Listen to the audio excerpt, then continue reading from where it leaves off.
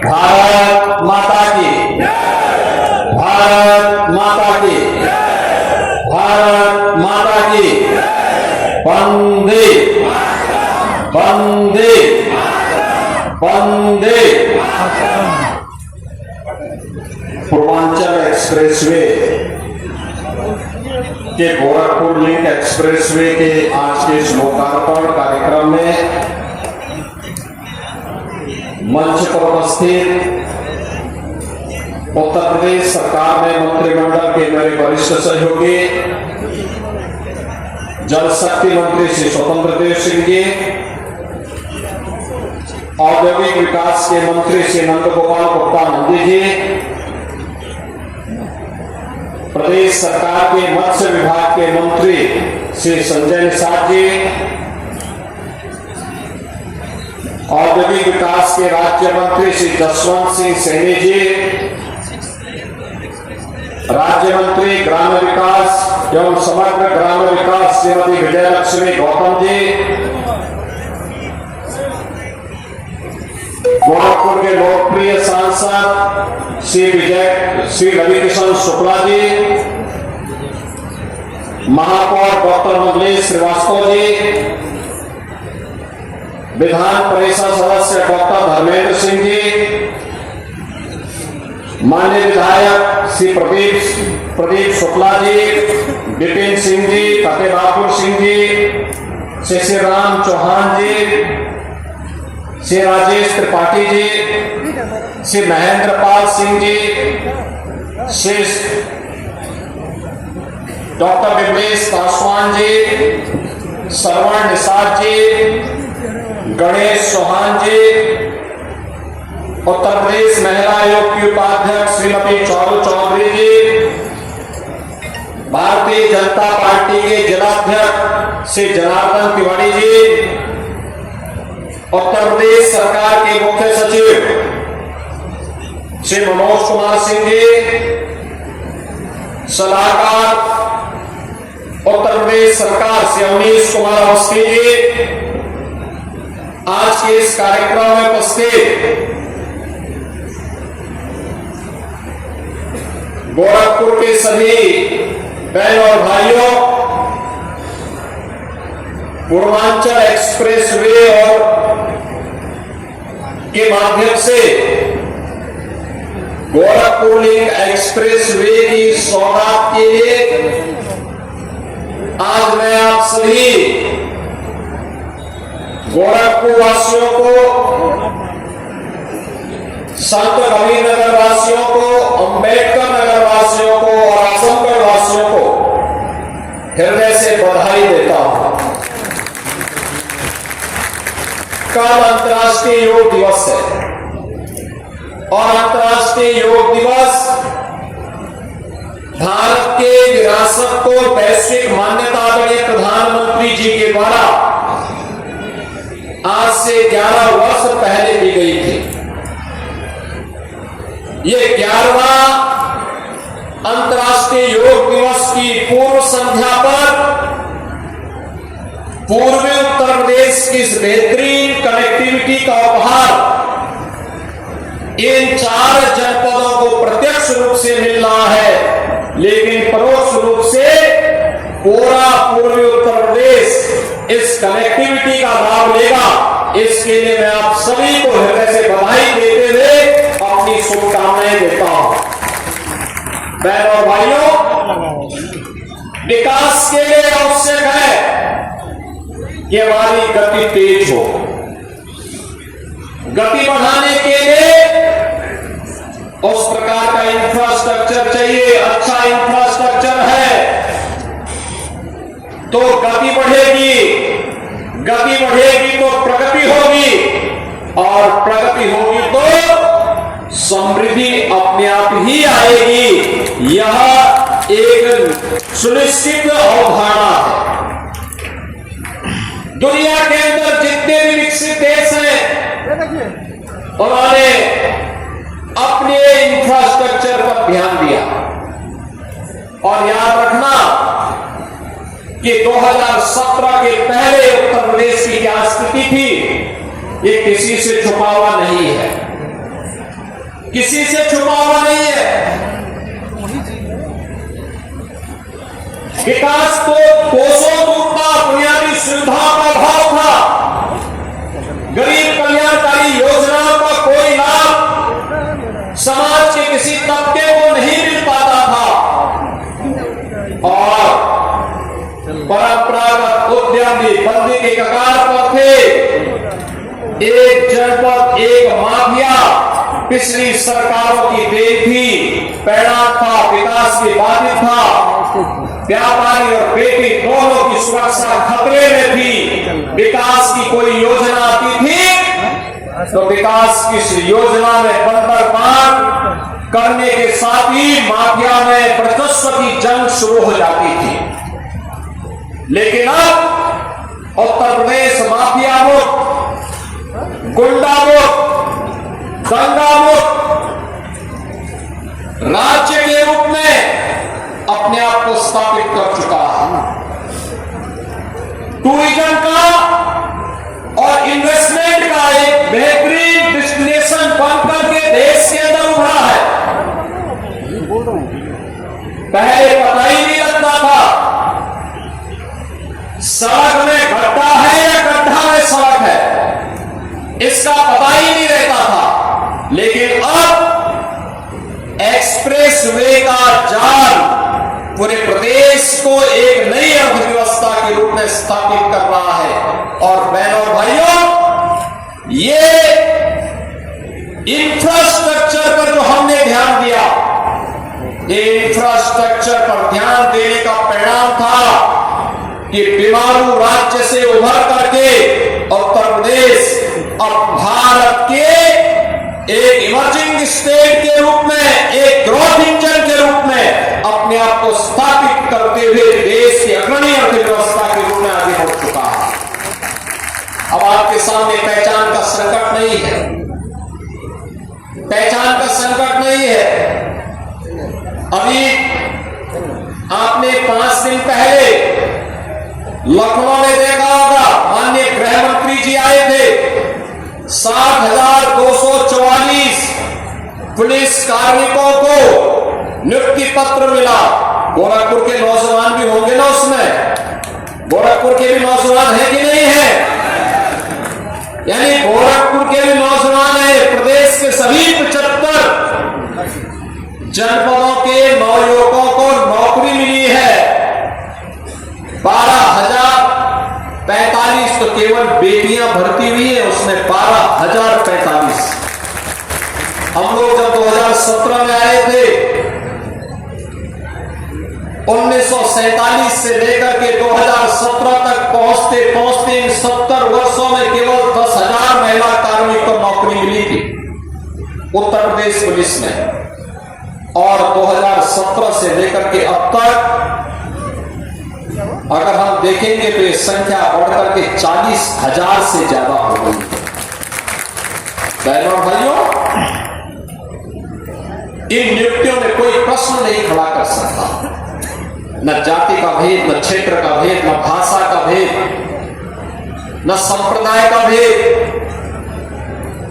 योग्यता के आधार पर आरक्षण के नियमों का पालन करते हुए पारदर्शी और निष्पक्ष तरीके से भर्तियां हुई। आज वे सभी जवान अपने अपने जनपदों में जाकर के वहां योग के कार्यक्रम के साथ जुड़ रहे हैं और कल अंतर्राष्ट्रीय योग दिवस के अवसर पर वे उसका हिस्सा बनेंगे। ये है नया भारत का नया उत्तर प्रदेश। अपनी युवा ऊर्जा को सकारात्मक ऊर्जा के साथ बदलने में और उसकी ऊर्जा का लाभ नवनिर्माण में कैसे करना है, आज उत्तर प्रदेश उस राह पर आगे बढ़ चुका है। 2017 के पहले होता तो इसमें चाचा भतीजे की जोड़ी वसूली के लिए निकल गई होती और किसी भी नौजवान को जो ईमानदारी के साथ भर्ती होने वाला है वह ईमानदारी के साथ भर्ती नहीं हो पाता। बिना उससे पैसे वसूले लोग नियुक्ति पत्र नहीं देते, न्यायालय को हस्तक्षेप करना पड़ता। लेकिन अब जो माननीय गृह मंत्री जी ने कहा कि बिना पर्ची और बिना खर्ची के पारदर्शी भर्ती ने उत्तर प्रदेश के नौजवान को उत्तर प्रदेश के विकास के लिए समर्पित कर दिया।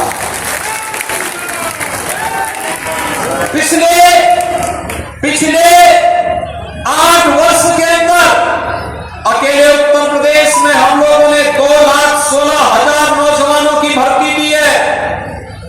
2,16,000 भर्ती अकेले उत्तर प्रदेश में पुलिस बल में हुआ है। और कुल मिलाकर के हम लोगों ने सभी सरकारी विभागों को अगर देखेंगे 8.5 लाख से अधिक भर्ती हम लोग उत्तर प्रदेश में उत्तर प्रदेश के नौजवानों को नौकरी दे चुके हैं।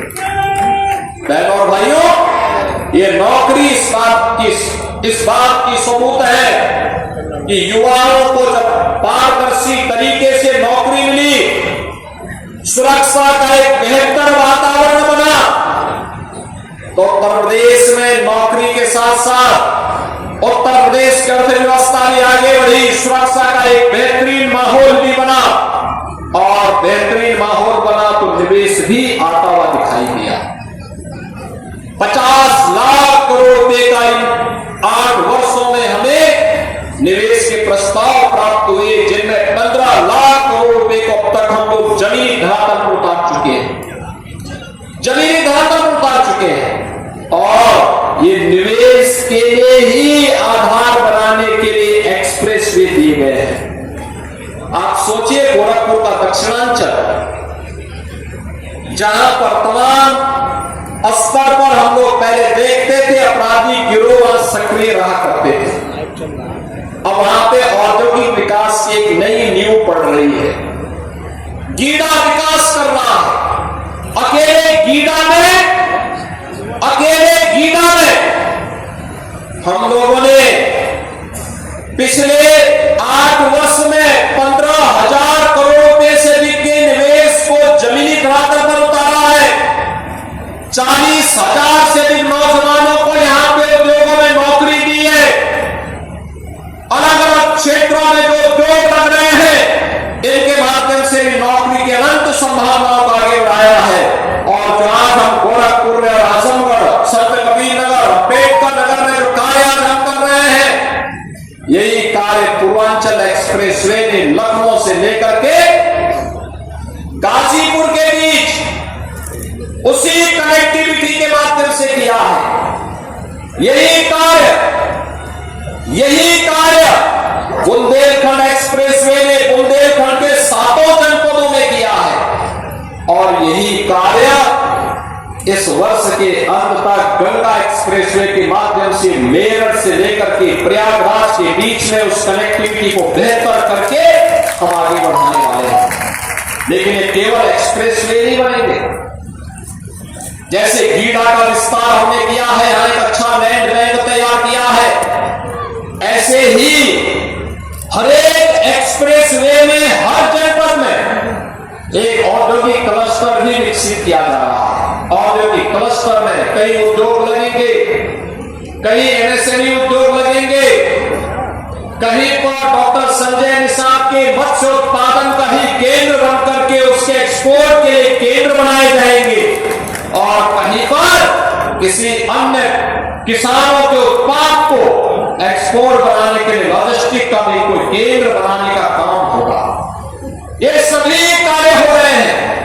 एक तरफ यह कार्य विकास के, दूसरी तरफ एयर कनेक्टिविटी को बेहतर किया गया है। और इससे अच्छा आप जानते हैं, पहले केवल दिल्ली के लिए गोरखपुर की प्लेन कभी कभी होती थी। 17 के पहले तो यही हाल था ना। और आज 14 फ्लाइट गोरखपुर से चलती है देश के अंदर अलग अलग शहरों के लिए। 14 की 14 फुट भर करके जाती है, जगह नहीं मिल पाती लोगों को। इसने विकास को गति दी है। ऐसे ही केवल 2 एयरपोर्ट थे, लखनऊ और वाराणसी, बाकी कोई भी एयरपोर्ट ठीक ढंग से काम नहीं कर पाता था। आज 16 एयरपोर्ट काम कर रहे हैं। 4 इसमें इंटरनेशनल एयरपोर्ट है, कुशीनगर में भी इंटरनेशनल एयरपोर्ट, अयोध्या में भी इंटरनेशनल एयरपोर्ट, वाराणसी में इंटरनेशनल एयरपोर्ट, और साथ साथ लखनऊ में इंटरनेशनल एयरपोर्ट। और 5वां इंटरनेशनल एयरपोर्ट हम लोग जेवर नोएडा में दे रहे हैं, जो देश का सबसे बड़ा एयरपोर्ट होगा, सबसे बड़ा एयरपोर्ट। बहनों और भाइयों, यानी उत्तर प्रदेश एक्सप्रेस वे में भी देश में नंबर 1 पे बन रहा है, एयरपोर्ट में नंबर 1 पर बन रहा है, एयर रेल कनेक्टिविटी में नंबर 1 पर बन रहा है। और रवि किशन जैसे सांसद भी कलाकार के रूप में जाकर के वह भी देश की संसद में आपके गौरव को बढ़ाते हैं।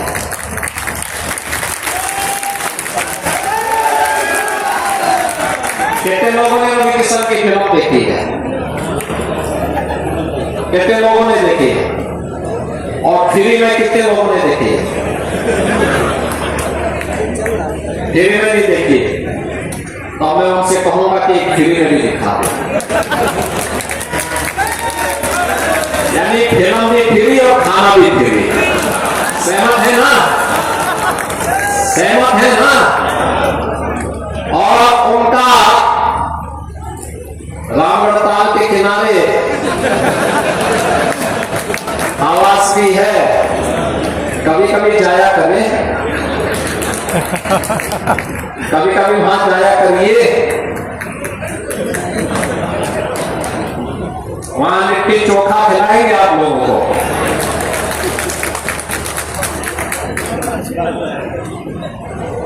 बहनों और भाइयों, आज गोरखपुर में विकास की इतनी संभावनाएं बनी है, आदरणीय प्रधानमंत्री जी की प्रेरणा से, उनके नेतृत्व में पहले एम्स और फर्टिलाइजर आगे बढ़ चुका है। अभी हम लोग इस महीने के अंत में आयुष विश्वविद्यालय का उद्घाटन भी महामहिम राष्ट्रपति जी से करवाने जा रहे हैं।